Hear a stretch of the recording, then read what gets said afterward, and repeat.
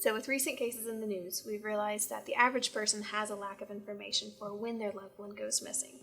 So, how do you know when to consider them officially missing? That is a good question. It's a tough call for most folks because that means calling 911. That means that things are going to get very loud. And there's no clear answer to that. A lot of it depends on the situation. Now, one thing to keep in mind, there is a persistent misconception out there that you have to wait 24 hours.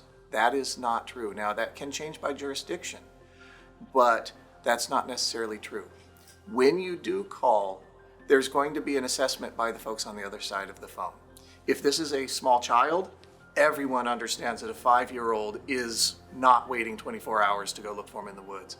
If it's a teenager that has a history of running away, it is going to be a little harder for them to think that this one might be different.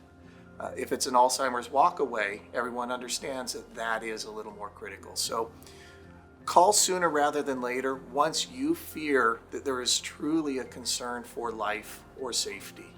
Does not matter how long that takes. Once, especially as a parent, you have that sense, it's time to call. Just understand what the other side of that phone is thinking and their perspective as well. It'll help navigate that initial call in to the police. So, as an average person, what do I need to bring with me to report a missing person?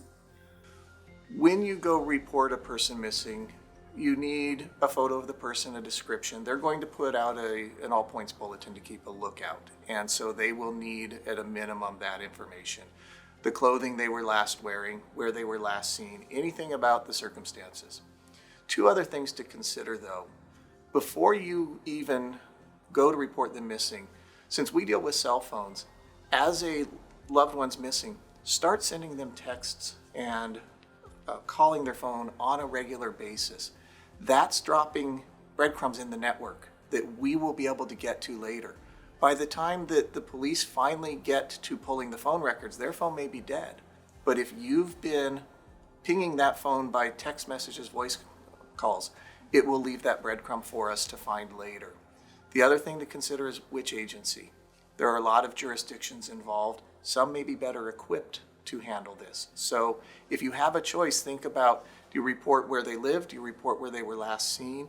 Who's going to be able to put the most resources on it quickly?